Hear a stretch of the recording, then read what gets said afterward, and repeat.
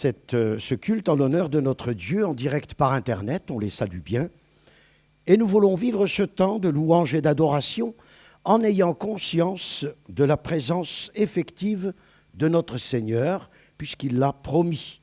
Selon le premier article de la confession de foi de nos églises baptistes de langue française, voilà ce qui est dit dans ce premier article. Nous adorons un seul Dieu, l'unique, en trois personnes, Père, Fils et Saint-Esprit. Il est éternel, infini, immuable, tout-puissant, omniscient, parfaitement sage, saint, juste et bon. Il est esprit, il est lumière et vérité, il est amour. Il est le créateur de toutes choses. À lui sont dus au suprême degré confiance, obéissance, reconnaissance, amour et louange. Alors je vous invite à contempler et à adorer notre tendre Père. Jésus a dit « Je m'en vais vers mon Père et votre Père, je m'en retourne vers mon Dieu et votre Dieu. » Donc notre Seigneur Jésus et l'Esprit Saint, nous voulons lui rendre hommage à l'Éternel Dieu avec respect, avec piété, avec reconnaissance, car sa bonté durera toujours. Merci à vous tous de vous associer à cette louange de tout votre cœur et à célébrer notre Dieu Tout-Puissant. Je vous invite à vous lever. Tendre Père, j'aime te contempler. On ne peut pas contempler une image, on ne peut pas contempler une représentation parce que nous n'en avons pas et que Dieu l'a interdit. Il suffit de savoir que notre Dieu est un esprit qui n'a ni forme, ni apparence, qui peut prendre toutes les formes et toutes les apparences, mais nous n'avons pas d'image au fond de notre conscience pour pouvoir nous le représenter. Chantons à notre Dieu.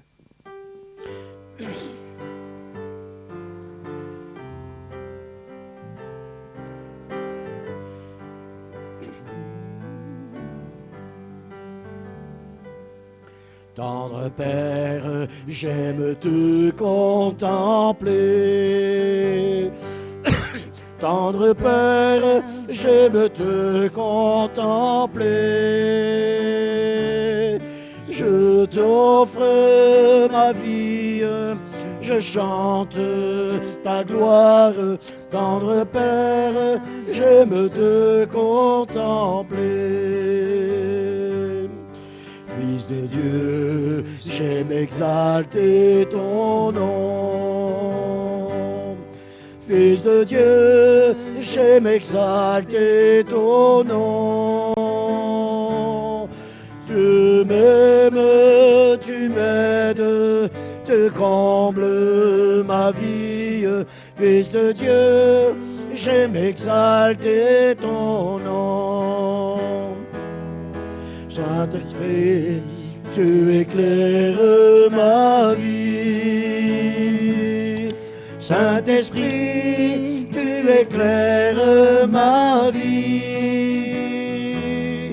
Te dirige mes pas, tu restes près de moi.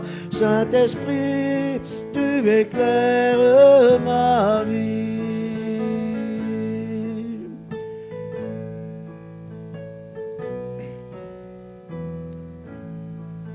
Saint-Esprit, tu éclaires ma vie, tu diriges mes pas.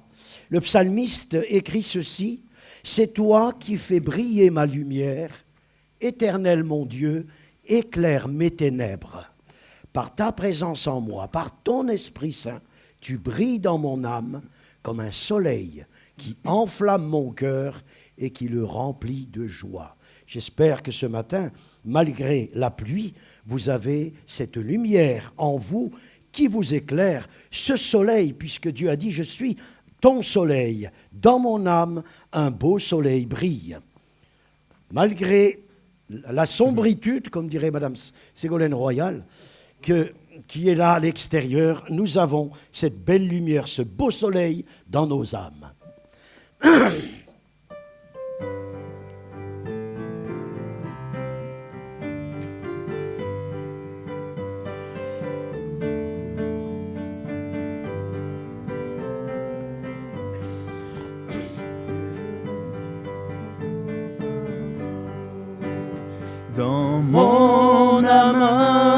soleil brille, son rayon doux et joyeux répand un éclat qui scintille, c'est le sourire de Dieu. Oh, quel beau soleil dans mon âme, il éclaire, il illumine tout. À ses rayons, mon cœur s'enflamme et je vais chantant partout. Mon cœur était plein de ténèbres quand parut un jour nouveau. Au loin fuyait ombre funèbre devant un soleil si beau. Oh, quel beau soleil dans mon âme, il éclaire, il illumine tout.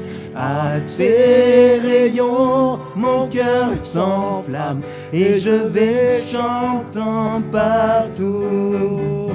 Oh, mon cœur éclate en louange, pour toi le soleil à lui.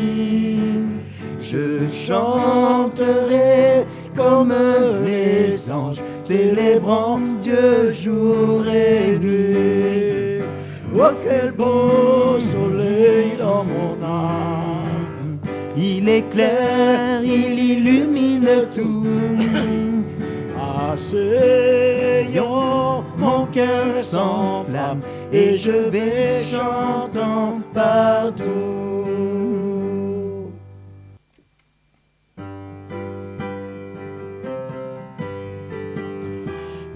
Comme il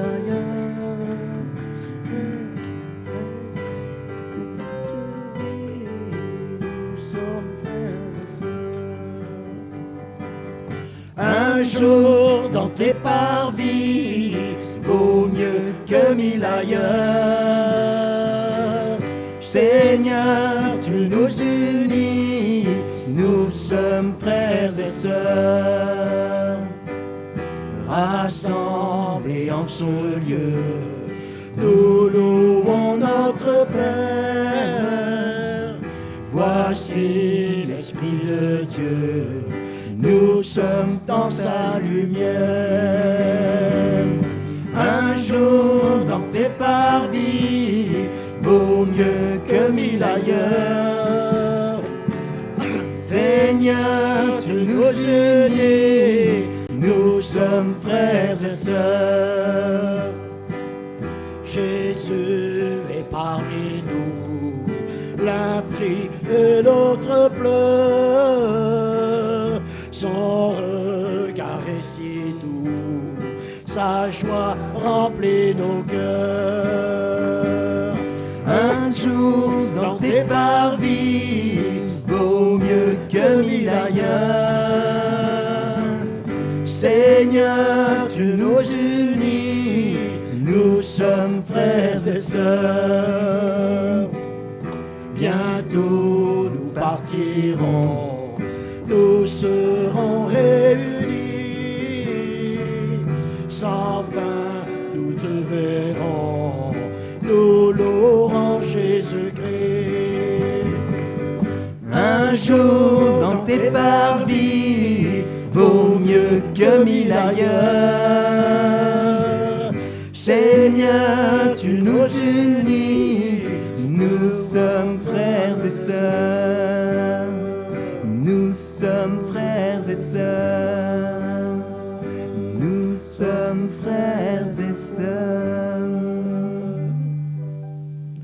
Oui, il y a une fraternité qui est réelle, qui est créée justement par cette conversion que nous avons tous vécue. Nous sommes devenus enfants de Dieu et nous sommes frères et sœurs de notre Sauveur Jésus. Il n'a pas honte de nous appeler frères et sœurs dans son humanité, mais aussi dans son royaume auquel nous sommes destinés. Voici l'Esprit de Dieu, nous sommes dans sa lumière. Alors viens Esprit de sainteté, viens Esprit de lumière, viens nous embraser. Sois la lumière, embrase-nous, que nous soyons bouillant pour t'aimer et pour te servir, Dieu Tout-Puissant. Que notre foi, c'est une foi sincère, une foi authentique, une foi profonde, et que notre vie quotidienne soit remplie jusqu'à la plénitude de Dieu dans nos cœurs, et que quoi que ce soit que nous fassions, nous puissions être en communion avec notre Père, et pour utiliser un terme très moderne, que nous soyons constamment connectés à lui. Voilà, nous allons chanter « Viens, Esprit de sainteté ».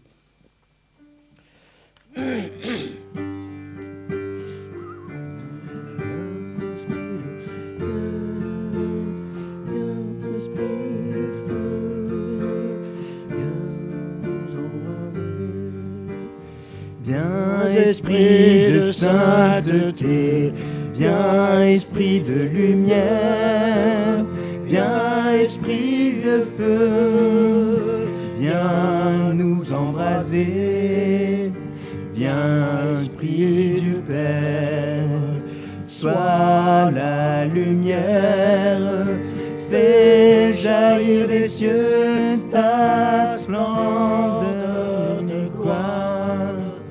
Viens, Esprit de sainteté, viens, Esprit de lumière, viens, Esprit de feu, viens nous embraser, témoins véritables, tu nous entraînes à proclamer Christ est ressuscité.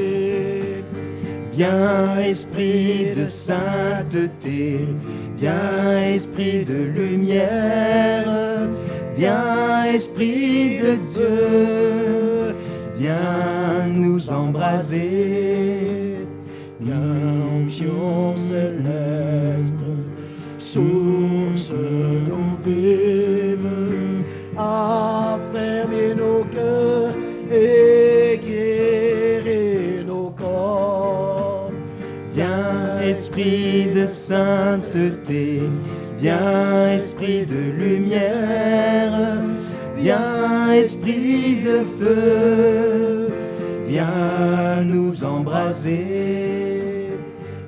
Esprit d'allégresse, joie de l'Église, fais jaillir des cœurs le chant de l'agneau. Viens, Esprit de sainteté, viens, Esprit de lumière, viens, Esprit de feu, viens nous embraser, fais-nous connaître l'amour du Père et révèle-nous la face de Christ. Viens, Esprit de sainteté, viens, Esprit de lumière, viens, Esprit de feu, viens nous embraser, feu qui illumine, souffle de vie, par toi reste la croix du Seigneur. Viens, Esprit de sainteté, viens, Esprit de lumière, viens, Esprit de feu, viens nous embraser. Sans donner une importance démesurée au Dieu Saint-Esprit, comme cela se fait malheureusement dans certaines communautés, où le Saint-Esprit prend l'ascendant sur le Père et sur Jésus. Nous devons néanmoins ne pas négliger ni sa présence, ni son action. Le Saint-Esprit nous a été envoyé comme consolateur, comme paraclet, a dit Jésus. Je vous enverrai le consolateur qui sera éternellement avec vous. Non seulement il sera avec vous, mais il sera en vous. Il sera en vous. Et nous allons le lire, il vous enseignera toutes choses. Et le Saint-Esprit est venu dans le monde pour glorifier Jésus. pour célébrer le Fils de Dieu. Je vous en prie, vous pouvez vous asseoir. Dans Jean 14, versets 15 à 17, « Si vous m'aimez, dit Jésus, si vous m'aimez, gardez mes commandements, et moi je prierai le Père, et il vous donnera un autre consolateur, afin qu'il demeure éternellement avec vous, l'Esprit de vérité, que le monde ne peut recevoir, parce qu'il ne le voit point, ne le connaît point.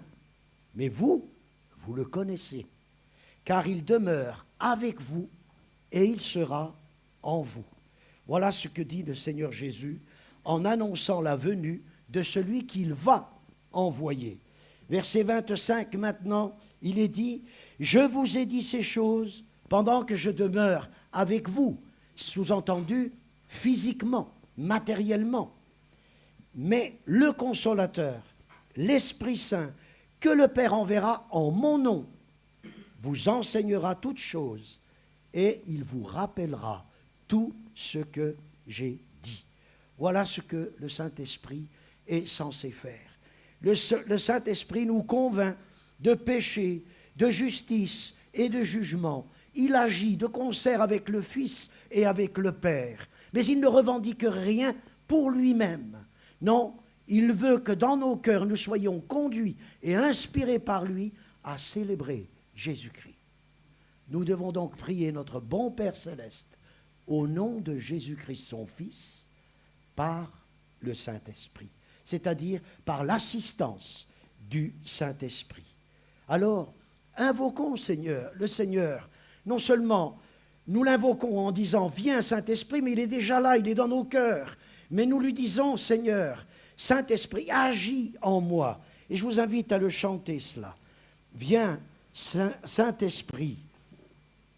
Je vous invite à le chanter celui-là. « Viens Saint-Esprit, agis en moi, conduis-moi dans la vérité, conduis-moi dans l'amour, conduis-moi dans la lumière et glorifie le Seigneur Jésus et le Père. »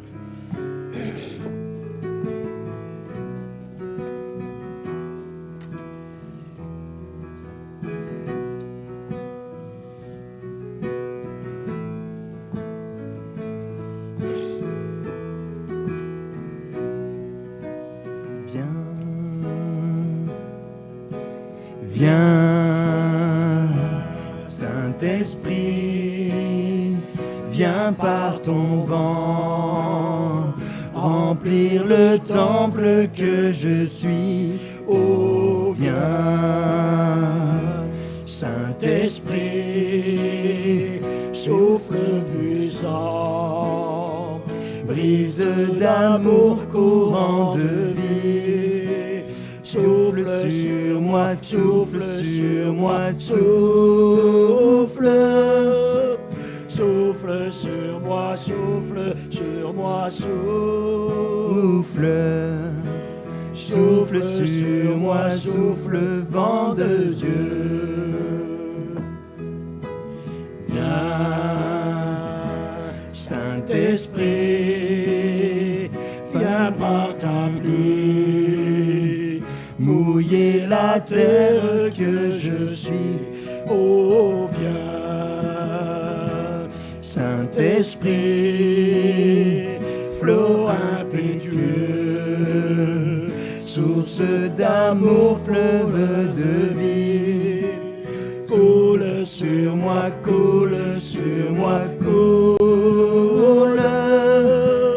Coule sur moi, coule sur moi, coule. Coule sur moi, coule, pluie de Dieu. Viens, Saint-Esprit, viens par ton feu, brûler l'offrande que je suis. Oh, viens, Saint-Esprit, feu dévorant, brasier d'amour, flamme de vie. Embrase-moi, embrase-moi, brûle. Embrase-moi, Embrase-moi, brûle. Embrase-moi, brûle le feu de Dieu. Ça va? Non? OK? OK. Je me soucie de nos frères et sœurs qui sont par Internet, pour qu'ils puissent comprendre aussi la parole de Dieu. Ce matin, on va continuer notre réflexion sur le Saint-Esprit. Les enfants vont rester avec nous aussi pour apprendre, parce que je crois que, comme on dit la prophétie de Joël, les enfants aussi peuvent comprendre la parole de Dieu, parce que c'est l'Esprit Saint qui va travailler en nous. Aujourd'hui, je voudrais travailler la première partie de cette prédication, la création, l'Esprit Saint, la création et la nouvelle création. Comme vous le savez, nous parcourons les 3 premiers chapitres de la Genèse et nous allons nous pencher sur l'œuvre de l'Esprit dans ce que Dieu a fait au commencement. La révélation biblique n'a jamais eu pour but de satisfaire notre désir de connaître Dieu dans son intégralité, mais de nous guider vers les attributs et les aspects les plus profonds de Dieu, afin que nous puissions être amenés à le glorifier par sa grandeur. Et ce n'est que lorsque nous connaissons précisément l'œuvre de l'Esprit que nous pouvons y parvenir. C'est pourquoi il est important de corriger une erreur très répandue. Il ne faut pas limiter l'œuvre du Saint-Esprit à la régénération et à la sanctification du croyant. Ce qui se passe lorsque nous considérons le salut, la nouvelle naissance en Christ. Malheureusement, de nombreux croyants ont une vision anthropocentrique, c'est-à-dire centrée sur l'homme, plutôt que théocentrique, c'est-à-dire centrée sur Dieu. Parce que la préoccupation de nombreux cœurs se limite au salut, à la prière, à la lecture de la Bible et aux questions liées, par exemple, au culte de dimanche, aux réunions d'église. Si nous adoptons ce point de vue, il est naturel de penser à l'Esprit Saint uniquement en relation avec les êtres humains en leur expérience chrétienne, limitant ainsi son action. Cependant, l'approche biblique est différente. Elle commence avec Dieu et non avec l'homme. Le texte biblique commence comme ça. Au commencement, Dieu créa les cieux et la terre. C'est-à-dire que la Bible, elle est théocentrique et non anthropocentrique. Elle donne à Dieu toute la gloire et le place toujours dans une perspective d'éternité. Il n'est pas limité à un seul aspect de la vie, mais il est le Seigneur souverain de toutes choses, absolument toutes, dans cet univers. C'est pourquoi l'œuvre de le Saint-Esprit ne peut se limiter à la seule action de sanctifier le chrétien.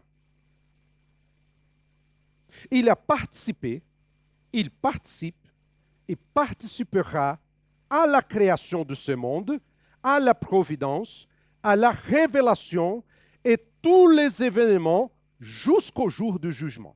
C'est-à-dire, l'Esprit de Dieu, il est toujours en action.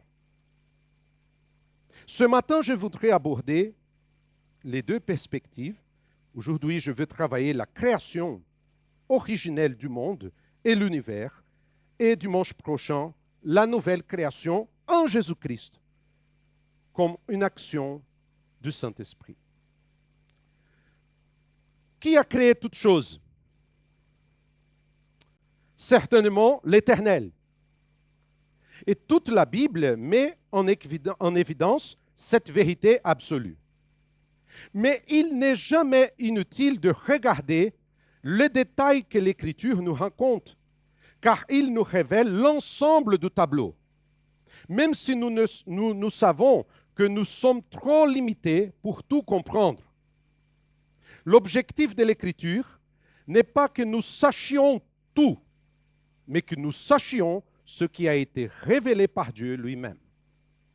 Lorsque nous pensons à la création, par exemple, nous pensons davantage à l'action du Père et peu à l'action du Fils et presque rien à l'action du Saint-Esprit. Mais, regardez bien, quand on parle sur la croix, nous pensons davantage à ce que le Fils a fait lorsqu'il est mort et nous laissons de côté le Père et le Saint-Esprit. Et lorsque nous pensons à la sanctification et l'accomplissement du salut dans nos vies, nous ne pensons pas tellement au Père ou au Fils, mais au Saint-Esprit. C'est ce que nous avons généralement dans le christianisme. Mais pourquoi?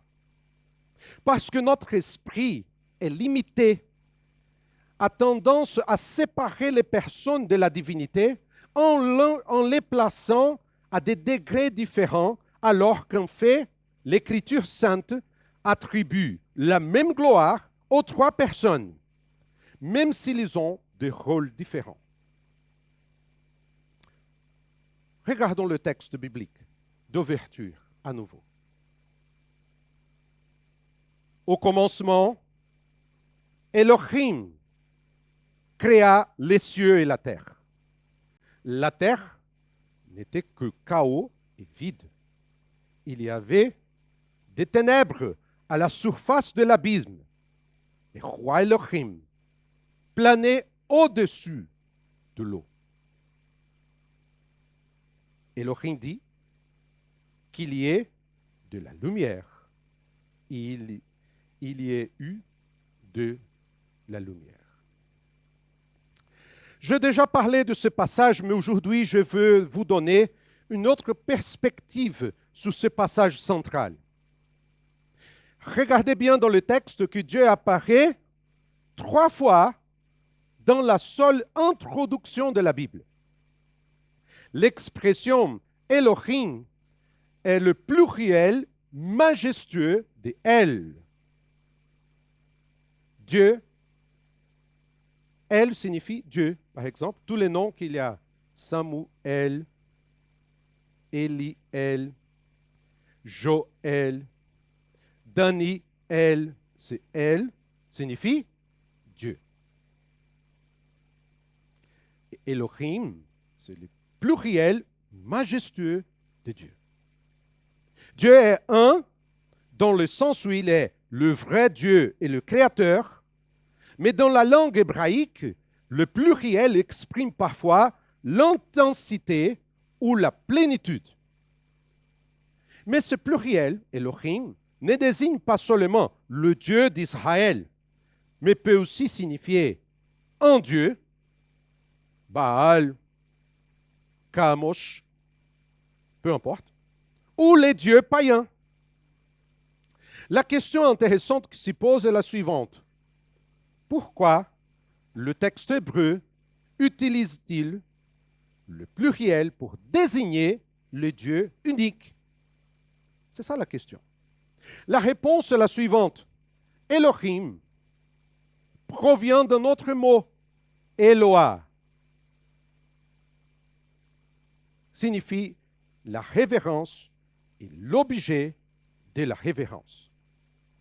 Si en dehors d'Israël, le pluriel avait l'idée de quelque chose d'extérieur, c'est-à-dire de collectif, en Israël, le pluriel était intérieur, multiplicateur, intense, et dans ce cas, Elohim, Dieu, est celui qui doit être maximalement honoré et craint.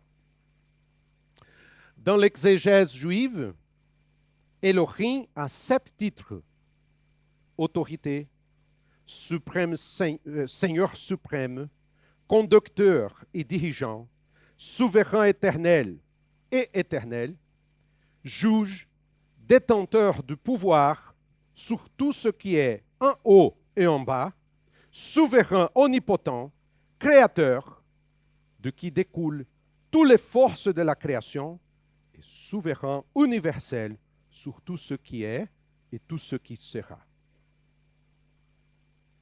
C'est-à-dire que quand on lit dans le texte biblique, au commencement, créa Dieu le ciel et la terre, le sens c'est plus ou moins comme ça. Au commencement, Dieu. Ce n'est pas simplement un Dieu. Ce n'est pas simplement les dieux. C'est Elohim. Dieu, le Créateur, le Souverain, le Tout-Puissant, le Majestueux. Il a créé le ciel et la terre. Le sens, c'est que Dieu, le Créateur, est totalement digne d'être le souverain de l'univers. Et notre seule attitude est celle d'adoration devant lui. Mais notez qu'il y a deux autres détails dans cette mention trinitaire du passage. Il parle de l'Esprit de Dieu et montre ensuite que Dieu dit quelque chose. Si vous regardez le verset, le texte dit qu'il y ait. En d'autres termes, il utilise un verbe créateur. Et voici l'un des aspects importants dans la compréhension du texte biblique. La Bible explique la Bible. La révélation dans l'Écriture était progressive, de sorte que la connaissance de tout va jusqu'à Jésus-Christ, qui est la manifestation ultime de ce Dieu éternel. En fait, nous ne pouvons pas séparer les trois personnes, parce que si je parle du Saint-Esprit, il faut parler du Père et du Fils aussi. Bien que nous puissions considérer le Père comme le Créateur, nous ne devons jamais oublier qu'il existe une unité fondamentale et essentielle dans la Trinité, de sorte que le Fils et l'Esprit ont également participé à la création. Mais comment on comprend cela? Regardez le texte de Jean. Au commencement, la parole existait déjà. La parole ou le Verbe était avec Dieu et la parole était Dieu. Elle était au commencement avec Dieu. Tout a été fait par elle, par la parole, et rien de ce qui a été fait n'a été fait sans elle. Chers frères et sœurs, Jésus était la parole créatrice de Dieu. Et sans lui, rien n'aurait été créé. Quand le texte dit qu'il y ait, dit Dieu. Dieu dit. Qu'il y ait, cet acte du Verbe, c'est le Verbe éternel de Dieu. C'est un mystère. Mais notez l'accent du texte. La parole était avec Dieu. J'ai déjà dit ces choses, mais je veux vous rappeler à ce sujet-là. Parce que ce petit mot, avec, peut sembler insignifiant. Pour nous, avec, qu'est-ce que signifie avec? Pour nous, avec, c'est avec.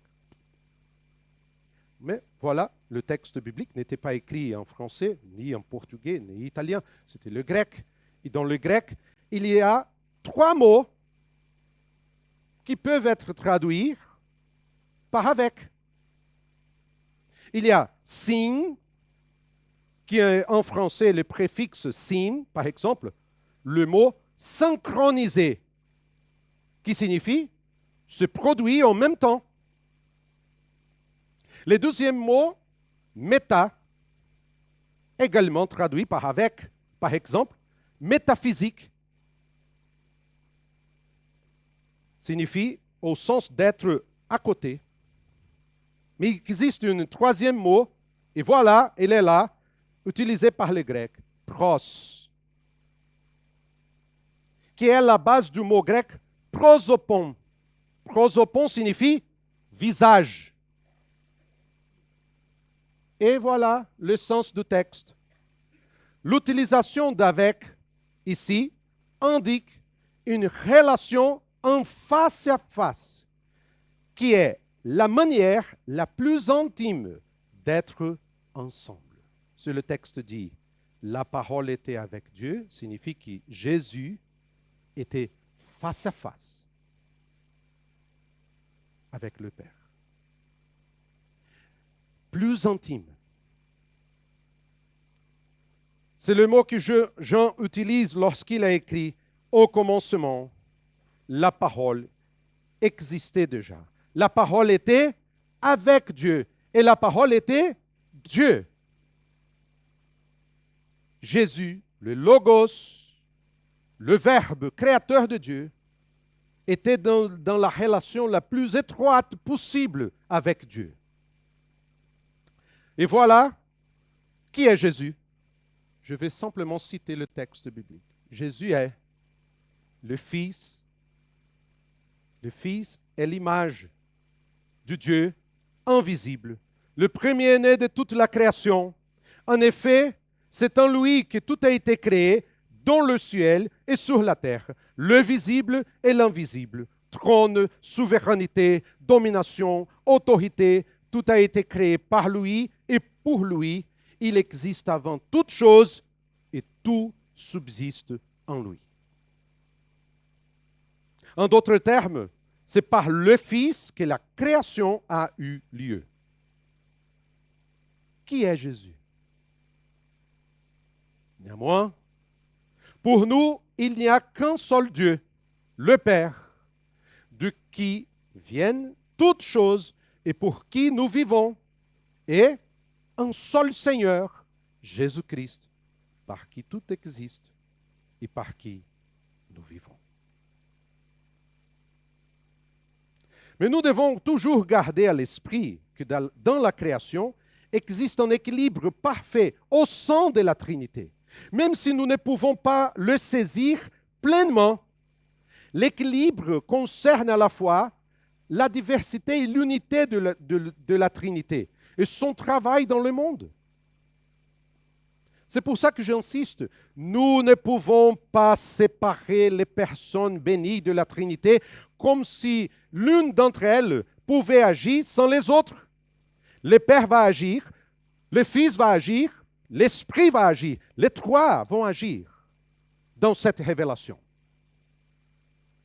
La question simple est, qu'a donc fait le Saint-Esprit dans la création? Et voilà. L'Esprit Saint était également à l'œuvre de la création. Le texte dit, et l'Esprit de Dieu planait au-dessus de l'eau. Dans cette action du Saint-Esprit, se déplace au-dessus des eaux. Des eaux.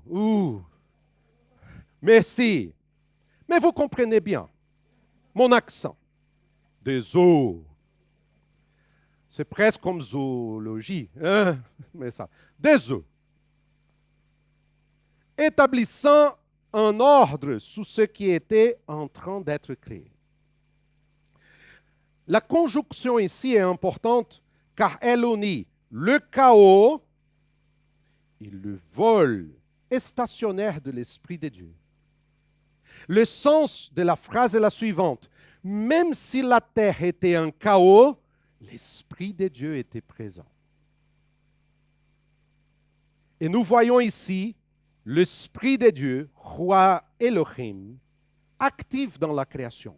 Il n'est pas une énergie, il n'est pas une force au sein de l'univers, mais il est supérieur à tout ce qui sera créé par la suite. Il appartient à Dieu, il est Dieu, et planer ici signifie vibrer, trembler, secouer. Il représente le vol protecteur et flottant de l'oiseau. Imaginez, par exemple, que Dieu commence à créer le monde. C'est une chose informe et l'Esprit de Dieu est là. Comme une poule, comme un oiseau. Il couvre cette création. Qu'est-ce que cela nous apprend? que le Saint-Esprit a une fonction de préservation, de soutien et de direction. Regardez par exemple le texte de Job. Roi El, l'Esprit de Dieu, m'a créé. Le souffle de Tout-Puissant m'anime. Il est important de savoir que dans plusieurs passages de l'Ancien Testament, le même mot « ruach » peut signifier esprit, souffle ou vent. Mais dans de nombreux cas, il n'y a pas de grande différence de sens, car si l'on décidait de traduire certains termes par le souffle de Dieu, ou même le vent de Dieu, ou l'Esprit de Dieu, il s'agirait toujours d'une manière figurative pour se référer à l'activité de l'Esprit Saint dans la création. Par exemple, lorsque le psalmiste parle de la grande variété des créatures sur la terre et dans la mer, il dit comme ça: tu envoies ton souffle, et ils sont créés. Tu renouvelles ainsi la surface de la terre. On pouvait traduire: tu envoies ton esprit. Ils sont créés. On peut donc dire que l'esprit est celui qui réalise et soutient la création. Prenons un exemple très simple pour comprendre la grandeur de la pensée biblique. Tcharam! Qui construit une maison?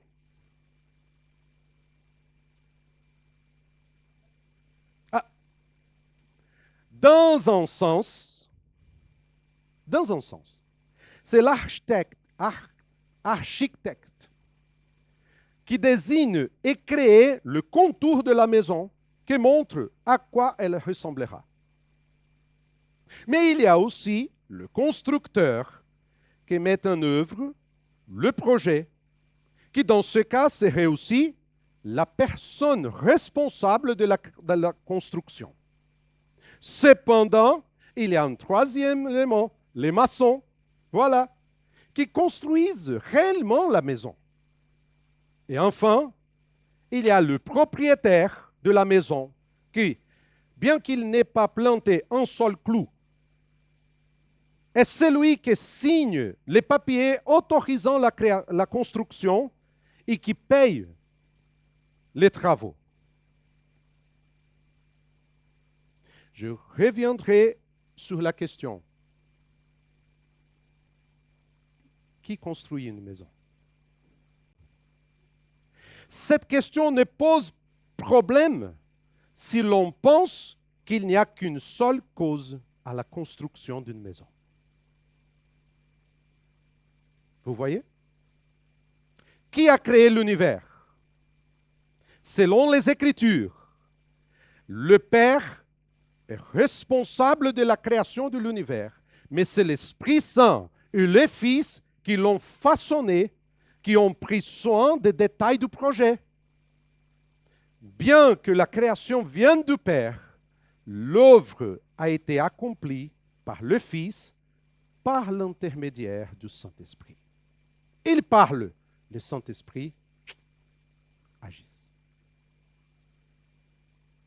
David a dit, comme ça au psaume 33, « Le ciel a été fait par la parole de l'Éternel, et toute son armée par le souffle de sa bouche. » Lorsqu'il a dit que c'est par le souffle que l'Éternel a créé les armées des cieux, il s'agit d'une indication du Saint-Esprit, tout comme la parole de l'Éternel est une indication du Fils, le Verbe éternel de Dieu. Job a dit comme ça, son souffle donne au ciel la sérénité, sa main transperce le serpent fuyard. Et c'est très intéressant parce que cette traduction de second 21, sérénité, est un mot hébreu qui signifie orner, garnir. En d'autres termes, Job nous dit que l'Esprit a pris les cieux créés par Dieu et les a ornés des constellations, des planètes, des couleurs et d'une étendue que nous ne pouvons pas imaginer. C'est très intéressant que le télescope James Webb montre des photos de l'univers. Wow. C'est magnifique. Imaginez un instant que c'est l'Esprit de Dieu qui a fait toutes ces choses, qui a garni l'univers. C'est incroyable.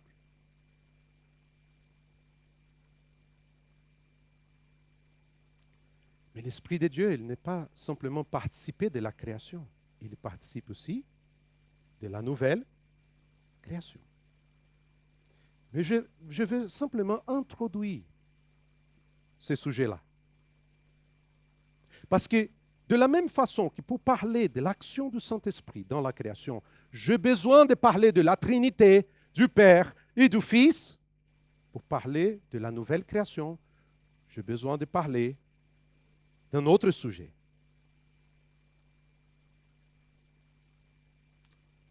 L'Esprit de Dieu a travaillé avec les auteurs bibliques pour révéler sa parole, la parole de Dieu, montrant le plan souverain de Dieu pour l'humanité, parce qu'il y a un problème. Ce problème s'appelle le péché. Et la nouvelle création peut être résumée par deux mots: régénération et sanctification. Mais quelle est l'importance de ces deux mots? Selon l'Écriture, on va nous rappeler de ces choses. Dieu a créé l'être humain parfait et sans péché, à l'image et à la ressemblance de Dieu, homme et femme. Alors que cet être humain était sous la direction divine, le Saint-Esprit lui a communiqué le souffle de vie, lui donnant la justice, la sainteté et la connaissance de Dieu. Le problème est que l'être humain est déchu de son état originel de justice lorsqu'il a accepté la proposition du serpent, c'est-à-dire de Satan, qu'il a voulu être comme Dieu. Vous serez comme Dieu. Vous serez comme Elohim. Et voilà quel a été le résultat du péché. Chers frères et sœurs, il faut toujours garder cette vision. Parce que le péché, il a détruit. Le péché, il était très grave. Qu'il a blessé tout l'univers, toutes les dimensions humaines. Regardez, quel était le résultat du péché? Une rupture en 4 dimensions. Une rupture avec Dieu, c'est-à-dire les êtres humains sont entrés dans un état de mort spirituelle parce qu'ils ont perdu la connaissance authentique de Dieu et la volonté de vivre dans la sainteté. Une rupture avec le prochain. Et quand on regarde le texte biblique, l'homme et la femme vivront à partir de ce moment-là dans la tension. La souffrance de la femme étant multipliée par la grossesse et son désir soumis à son mari. C'est pour ça que nous regardons des conflits entre les femmes et les hommes. Peu après, nous voyons Caïn tuer Abel par envie. Et tout au long de l'histoire de l'humanité, nous verrons la guerre, la violence, dans toutes les dimensions humaines, l'idolâtrie, la corruption, l'immoralité et tout ce qui déplaît à Dieu. Parce que le péché n'est pas simplement un péché contre Dieu, mais aussi un péché contre le prochain. Il y a une rupture avec la nature. Aujourd'hui, la terre est maudite à cause de l'homme. Elle produit des pines et des mauvaises herbes. Dans la souffrance, l'humanité se nourrira à la sueur de son front, un travail dur et difficile. C'est pourquoi l'homme commence à exploiter la nature, qui lui semble indomptable. Il y a une rupture avec soi-même. En d'autres termes, la Bible nous présente les êtres humains en pleine crise d'identité, car loin de Créateur, ils perdent leur référence. C'est la raison de tant de troubles émotionnels et sociaux de l'humanité. Angoisse, dépression, des crises. C'est l'homme qui était déconnecté de son Créateur. Le péché, chers frères et sœurs, a apporté la misère à l'humanité.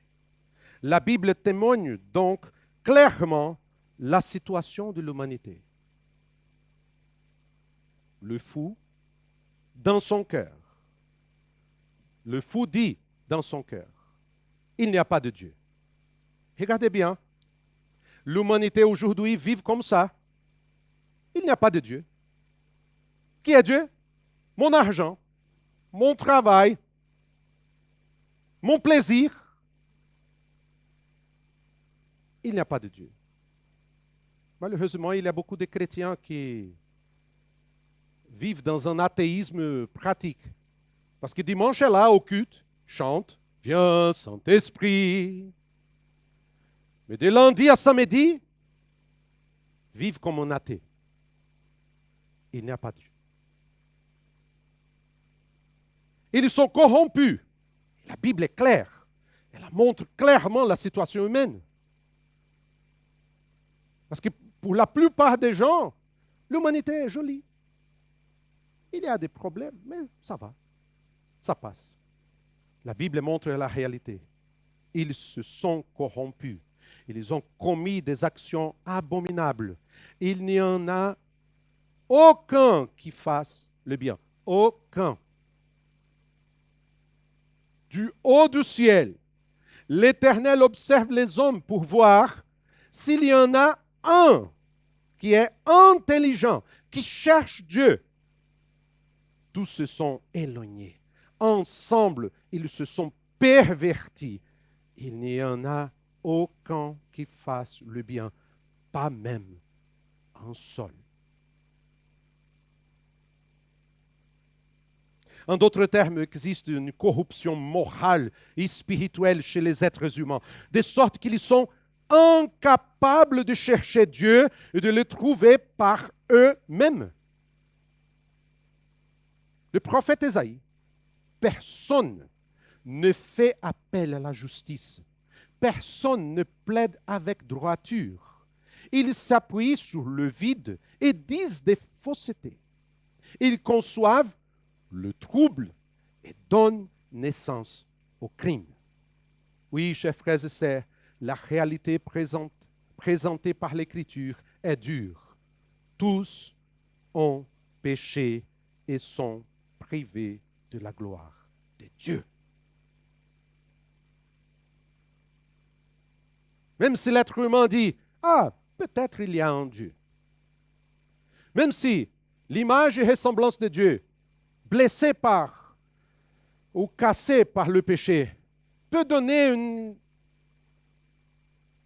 une vision petite de Dieu.